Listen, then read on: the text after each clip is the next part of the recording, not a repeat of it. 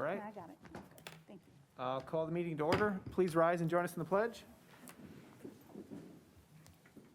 I pledge allegiance to the flag of the United States of America and to the republic for which it stands, one nation, under God, indivisible, with liberty and justice for all. Call the roll. Trustee Guyer? Here. Trustee Spurman? Here. Bauman? Here. Trustee Youngerman? Here. Trustee Marisak? Here. Trustee Betzinger? Also here.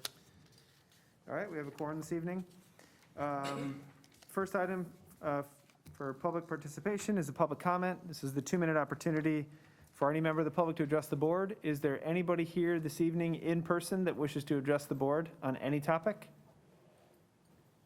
that's not otherwise on the agenda? Okay. Has anybody submitted written comment before the meeting? They have not. Is there anybody on Zoom that wishes to make public comment?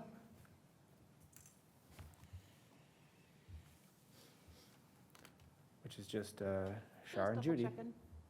Yeah, I'm not seeing any hands raised. Okay. All right, hearing none, we'll move on. This is probably why everybody's here. Item B this evening is the public hearing for our 2021 tax levy. I'll open the public hearing, and anybody who's in-house wishing to make comment on the tax levy for 2021? All right. Nobody submitted written comment for this? They did not. And nobody is on the Zoom at all, other than the two I mentioned. Okay. If there are no comments on the tax levy for 2021, I'll close the public hearing, and we'll move into the consent. I'll read the items and entertain a motion for approval. Minutes of the special village board meeting of November 13th, minutes of the village board meeting of November 8th, executive session minutes of October 25th, accounts receivable report for October of 2021, accounts payable through November 18th, the village's schedule of meetings for 2021, ordinance 1932 granting an amendment to existing special uses to allow for an expansion of a banquet hall, including the silo and outdoor dining area. This is the second reading. And then item H is ordinance 1933 granting a special use for a whiskey microdistillery at Gray's Mill Estate. This is also second reading. As you recall, Trustee Betzinger wasn't here, but we checked with him, and I believe he's okay with it. Is there a motion? So moved. Second. Trustee Marisak? Yes. Trustee Betzinger? Trustee Guyer? Yes. Trustee Spurling? Yes. Trustee Bauman? Yes. Trustee Youngerman? Yes. That carries 6-0. Thank you.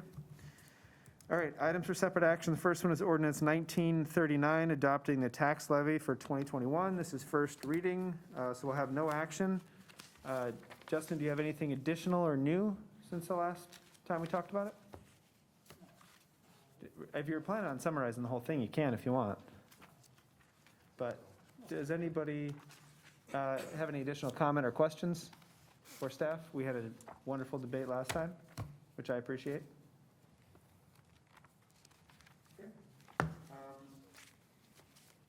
Trustee Youngerman, should I add this for separate action? Yes, because it's not going to be on consent. All right, no vote. Okay. Moving on to item B is Resolution 2021-018, calling and a revocable letter of credit issued by Standard Bank and Trust to secure development for Marquee Point Phase 1. Director Apt, do you want to give a summary of what we're doing? Or what we might be doing? So Hart's Construction has submitted to renew the letter of credit. However, we don't have the issued one in hand. Since this is the last meeting before the letter of credit would expire, which is December 1st, we need to have this action on the village board to enable staff to move forward with calling the letter of credit, should they not follow through with extending the letter of credit that's currently. If you were on the board a number of years ago, we had to do this once before. It does not reflect anything on the development, as far as I understand, just that the document needs to be updated, and we have to preserve our right if it's not. Yes. Any questions for Director Epp? Is there a reason the timing of this wasn't already taken care of? We reached out to them back in October, just to remind them that it needed to be done. called for updates, and the last update I got was on Friday that they had signed their application and would be FedExing the letter of credit over as soon as it was issued by the bank. So, And we did not receive that in the mail today. and we did not get it by FedEx today, so. Okay. One question I had was, what does this cover? What is not complete in phase one? And I know, maybe that's a question for Mark or Pete. I don't know what kind of public improvements are not done yet. I don't have a list, Mayor, but the final lift of asphalt, there's other Perfect. things like that, but a number of the improvements are installed, but not all of them. Got it. Okay. Any other questions? Is there a motion? So moved. Trustee Youngerman? Yes. Trustee Marisak? Yes. Trustee Betzinger? Yes. Trustee Guyer? Yes. Trustee Spurling? Yes. Trustee Bauman? Yes. That carries 6-0, thank you. Staff, will you obviously keep us updated, let us know if this gets pulled or if they renew it? One question. Is there a cost for that application to the village? I'm sorry, could you say Is that? there a cost? Are there any fees that the village will be incurring in this To process? call the letter of credit? Yes. Yes. How much? We actually call it? I don't know. Yeah, it would just be whatever legal fees it takes to go to the, we typically go to the bank to present the letter. So whatever, I mean, it's hard to say exactly how much time that would take, but it's a couple hours worth of time, I'd say. But, and that only happens if we call it. Sure. And if we do, then we would finish the public improvements with that, but yeah. Thank you.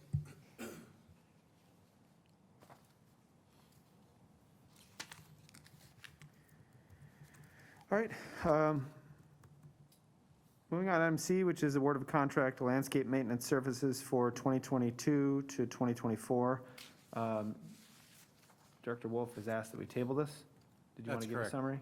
Yeah, that's correct. We're waiting on some clarification on the bid packet that we received, so staff is recommending or asking the board to push this item to the December 13th meeting if possible.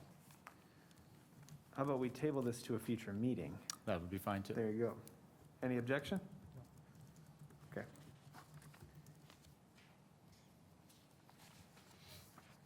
All right, item D is a task order with Lane Christensen for rehab of well number 4. Director Wolf? Thank you, President Brawley. So staff has been evaluating depreciating pumping rate in our well 4, which is in the deep well aquifer that services the lime softening plant for the central zone distribution system for the Montgomery potable drinking water system. So currently, staff is recommending a PSA task order to Lane Christensen, which would be through our PSA with Lane Christensen for the removal and inspection of the pump and motor and piping, column piping that is for the well 4. This cost is estimated at $46,000. Again, so this would be task order number 1. The well would be pulled, full inspection completed, and then the next task order would be based upon the evaluation and recommendations for whatever repairs are needed for that well. So if there's any questions, I'm happy to answer those at this time. Thanks, Mark. Motion to approve? Second. Any further discussion? Trustee Guyer? Yes. Trustee Spurling? Yes. Trustee Bauman? Yes. Trustee Youngerman? Yes. Trustee Marisak? Trustee Betzinger? Yes. That carries 6-0. Thank you. All right, item 7 this evening is for discussion, is the request for liquor license for, and I'm going to say it wrong, so I'm just going to say the whiskey company, and maybe you can correct me. With that, I'll ask who kicks this off? Petitioner or? Yeah, you want to come to the podium and introduce yourself, and thanks for coming.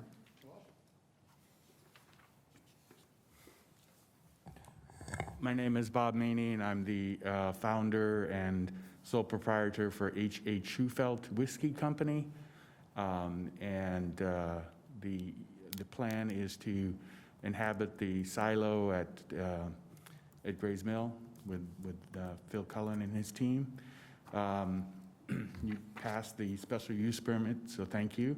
The next step from the village is to request a liquor license because half of the facility will be my workspace where I'll blend and bottle product, and the other half, the front half of the silo plus about 800 square feet in the front, which will be enclosed, will be the bar/cocktail area.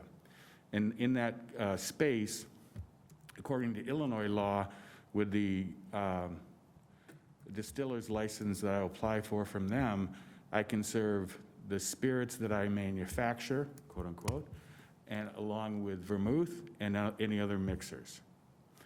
And so I'll gladly answer any other questions you guys have. So the only alcohol you'll serve is yours and vermouth? That's correct. And that's by state law. Okay. That's by state law, yep, Okay. which is fine. So I plan to offer 3 different whiskeys, a gin, and a vodka. And let's say, sounds awesome. Let's say at some day in the future, you said, you know what? I also want to have beer in here. You would need to come back for a different liquor license then, right? Or you would need to come back for an additional liquor license? I'd need to go to the state because it's not allowed under state law to have a distiller's license That's what it is. and a craft beer license at all. Got it. They're completely separate according to Illinois law, so I couldn't do it even if I wanted to. Okay, that's awesome. Or wine either. Okay, And the state's very clear on that. perfect. All right. Any questions for Bob? I know Attorney Julian had some legalese to go over. I have Go one, ahead. I'm sorry. Production limited to 50,000 gallons, that's annually? That's correct. Okay. Are you done? Yes, sir. My questions are to Attorney Julian. It says down here, ability to obtain warehouse permit, ability to obtain a tasting permit, which a tasting permit, I think, is through us, correct? So the state has, so there's different processes through the state 3, and as yeah. well as the village. So through the state, these are separate applications, the ones that say ability to obtain. They also have to have the state permit to do it at the local level as well. And then our license would be however we crafted it. And of course, we would need to stay within the state perimeter, but we wouldn't need to have 3 separate licenses the way the state has. We could build it into one, and then they would have to have the proper That was my question. certification from the Thank you. state. The state has what is now defined, they defined it at the start of 2019 as a Class 1 craft distillery license. And that allows a person like myself to manufacture, and there's a lot of discussion around what it means to manufacture, and bottle and sell up to that 50,000 or 5,000 gallons. But that's 25,000 bottles, which is a lot more than I would plan to. If I get to that point, we're all going to be very happy. But, Say that again. yeah. But again, that is, once I obtain, the first thing I need to do is, the federal government requires me to have what's called a distilled spirits plant license, which is the legal right at the federal level to manufacture spirits. And that application has been, I made that application in October, and I'm waiting it to go through their process, which should complete by the end of the year. And then I need to go through the state for their process, and that's, again, about another 60 to 90 days. And then, once both those get approved, should I have my liquor license, I then can open.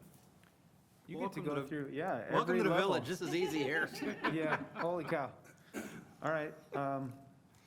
Any other questions for Bob? We'll need 3 DNA samples. Right? Not a problem. Wow, what a process. Yeah, I mean, the federal government is very strict on spirits, going back to Prohibition and all the things that happened during Prohibition. So it's not a complex process, but it's a very rigorous process. And the same with the state. All right. So will this solely be all that's happening there, or will there be any other food service taking place there as well? There will not be any food service. If patrons want to go next door to Danny's, or they're happen to be at a wedding, certainly they can get food there, but there will not be any food service whatsoever. So is the intent to have kind of a flow-through pattern of consumers? Phil and I have talked that there is a potential of him offering, since the wedding venue has the service, then they break down, and then they reset up for the reception, there is the possibility of actually doing a package with his guests to come in and do a tasting. But other than that, it's going to be any other business who happens to be, up and down the street. If they walk into my place, or walk into Gray's Mill. So nothing other purposeful than that. Would you be making solely for the consumption on site or for sale? I mean, are you trying to market this and sell the product elsewhere? Yeah, I have under Illinois law, I have the rights to self-distribute myself, up those 5,000 gallons. So I will be working with places like Gray's Mill, Danny's Boys to potentially create a private label. Yep. Work with other establishments here in the Aurora, Montgomery area, Naperville, Bolingbrook area to create a private label. And then also, I do have some relations and connections with the folks at Binny's and Malloy's and those, so I will approach them as well. Okay, that's awesome. Okay, perfect. Go ahead. Okay, as you all see, the memo in front of you does go over some of the items we just covered with regard to the state law. By way of background, this is a newly created liquor license at the state level. It went into effect the end of December 2019, so it's really only been operational for about 2 years or so. And then, of course, with COVID, I'm sure that's changed things a little bit too. But the bullet point of the items, we've pretty much gone over. It's the ability to self-distribute, what the limitations are with the 5,000 gallons for the self-distribution and direct sales to consumer, or with regard to the tasting, and then the production limit of the 50,000 gallons a year. And then the ability for the warehousing or the tasting, which, as I mentioned, is separate processes through this, or separate applications through the state level. And if any board member wants to see what these state applications look like, I have printed them, and I can also circulate them. And I think it does help just kind of wrap your mind around what this process looks at and what the state looks at, so you kind of know what these different hoops are and what regulations are already in place. And then the second portion of this memo, I went and surveyed just a couple communities to see who actually had this license. And as you can imagine, there's not a whole lot right now, because I think probably communities have only adopted it when a petitioner has come to them requesting it. But there was a fair number of communities. So I took 3 and just incorporated the direct sections into this memo. So you would have an idea of what these licenses could possibly look like.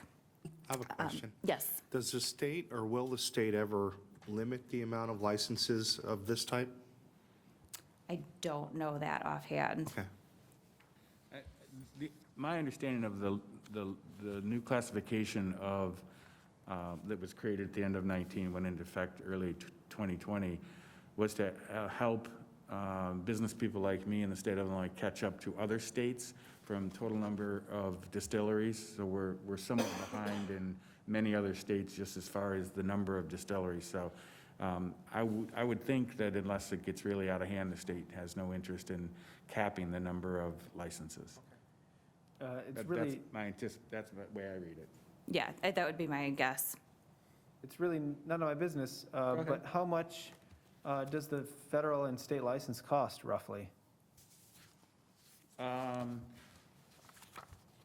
State, I- I could tell you, the state one Yeah, I wasn't don't terribly remember expensive. offhand. There was 3 of them, and I know one, I think 2,500, was it, the state? one was like 75, and then I think one was 1,000 or Yeah. 1,500. And what about the federal? I haven't gotten approval yet, so there's no part of the federal application that has a number, but Got it. They're I'm gonna sure wait it's until gonna, they got you? probably, then- but that's okay. I'm all in anyways. Yeah, okay, just curious. Yeah. Oh, And then, of course, on top of that, there's federal tax and state tax. Yep. And I'm sure there's local tax that I must pay as well. Yep, all right. Tom? Oh, good. Perfect. I'm not hearing any objection, which is great. I think what would make sense is for staff to draft up that section of the code that we would be adding.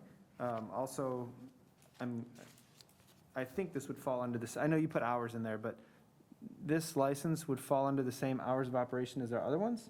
Or are they all individual? I believe they're all the same, except for there was a certain gas station Right. on Montgomery Road that is slightly different.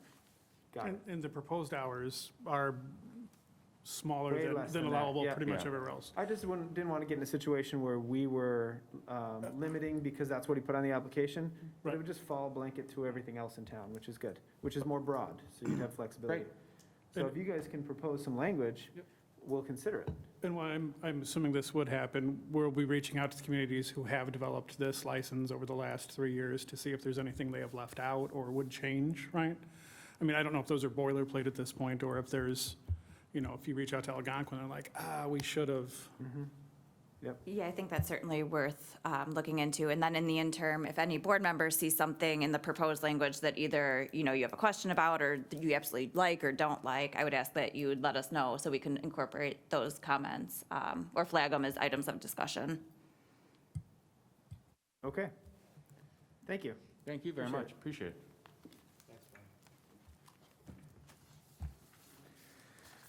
Do we, All right, at this point, do we give the chief the direction to Oh, do the yes. background? see? We're all good. Sorry. All right, anything new or unfinished? I got some. Now that the federal infrastructure bill has passed and before Chicago claims all the billions of dollars that Illinois is going to get, are we going to ramp up our efforts to push to get Route 30 widened? We have, and I've talked with some staff members about it, and I've talked with Jeff about it. And I read in the paper that one of our representatives, or maybe it was Sue Resin down in Morris, said that she thought that we could use those dollars for water and Metra. But quite honestly, I'm more interested in getting Route 30 and that corridor widened than I am Metra at this point. I mean, we got to get that widened. We had meetings with Representative Wheeler, and it was kind of a, well, we have to see what the state's going to do, or the federal government's going to do if they're going to pass this infrastructure bill. And they have, and so we need to stay on Lauren Underwood and Bill Foster to get this, to get the monies for us and also our lobbyists, so. Right? So, totally. So I represent Kane and Kendall on the CMAP board, and then I represent the CMAP board on the MPO in Chicago. And so the summary that we got from the federal government is a drastic improvement in the funding sources that come in. It's not like generally not a big pot of money that comes in for everybody to grab from. I like to think that we've moved beyond that in government to like a science behind how we fund things. So the idea is that a bunch of that money comes in. It's about a 30-some% increase to Chicago that gets sent out to the councils, Kane and Kendall council mayors, for local-ish stuff. But then this road is an IDOT road that would, basically, they need to reshuffle their deck. We don't meet the qualifications to have it widened currently, but pressure and then also that reshuffling could put us on that list. The other thing, real quick, the other thing is, I believe it is going to have the temporary widening is set to, wasn't that set to go out in November for bid, for construction in the spring? That's correct. That's for the intersection, That's for the right turn lanes, the 2 right turn lanes? right? Mhm. If Go ahead, They Matt. could at least get it widened from 31 to Orchard and to eliminate that bottleneck there. Well, the problem is Put the more turn lanes, so right, there's the a lot of problem is people that the come up and they go intersection. south or north. Yeah. Yeah, the but All the that's way what I'm to saying, if they could- 47 at Right. that point, but when does the want become the drastic need because of safety? And For me, when does about the 5 years state ago. look at that? I mean, this weekend, how many times was that intersection closed down this weekend? 3 or 4. Three or four, Yeah. just this weekend alone. So at what point does the hazard itself become an issue at the state level? And whose eyes need to see that data, not just us requesting that widening to happen, So, those improvements? I'm going to butcher this, but I know that Keith specifically, Representative Wheeler specifically made that request of IDOT based on need, all these other factors, and was essentially denied for lowering the speed limit due to fatalities or crashes and other things. So the grand summary is, this, in my opinion, the state's highways are in terrible shape, ours being just one of them that's not as bad as some of the others. It doesn't mean we stop pushing. It doesn't mean we don't get shuffled into the deck now. So at any rate, Pete, do you have anything else that I may have skipped? No, I think that's right. I mean, we've made the requests. There's a lot of highways in the state that need attention. I think we need to keep the pressure up on IDOT and try to get, hopefully, there will be more funds in the transportation arena. So hopefully, it'll move up up the chain here, and we'll be able to get it funded. Do we know when the last traffic count study was done? And the reason I ask is, we've got the Stewart in full swing now, and in the summer, as a lot, we've limited access on Mayfield Drive, so people are finding alternate. So I mean, what were we having, 2,000 cars on Mayfield Drive a day, and we went down to 100? Well, those 1,900 cars, a great portion of them are probably going down Route 30 now. So if we could get another, traffic count study done to show that, the amount of volume of traffic on 30 has increased since the last study, maybe that would be helpful to push things along. Right. Yeah, I don't know how that factors into it really, or if that would be a large enough increase. But what we should do is chat with KDOT to find out about their project. Maybe we have a meeting on it. And honestly, I feel like the state right now is trying to figure out the same thing. How the money's coming in, how they're gonna allocate it. But that's why we have state and federal lobbyists to figure this out. Right. Which I know they give updates to Jeff here and there, but again, they're trying to sort through this as well. So it's a good time to bring it up, honestly. You have more? Nope, I'm done. I'm good. Do you have anything? Anything else? All right, future meetings, you can see them there. We did, or are we canceling the committee of the whole? Did that happen? Okay, so since we're canceling that meeting and then our December 27th board meeting, I would like to have a roll call on it. Is there a motion? Motion to cancel committee of whole and December 27th? Yeah, just so everybody knows. Go ahead. Who made the motion? Doug? Okay. Trustee Marisak. Yes. Trustee Betzinger. Yes. Trustee Guyer. Yes. Trustee Spurling. Yes. Trustee Bauman. Yes. And Trustee Youngerman. Yes. Okay. All right, with that, I would entertain a motion to adjourn into executive session to discuss the employment of an employee. Second. Yeah, and we will not be returning afterwards to take separate action. Second. Moved in second, take the roll. Trustee Betzinger. Trustee Guyer. Yes. Trustee Spurling. Trustee Bauman. Yes. Trustee Youngerman. Yes. Trustee Marisak. Yes.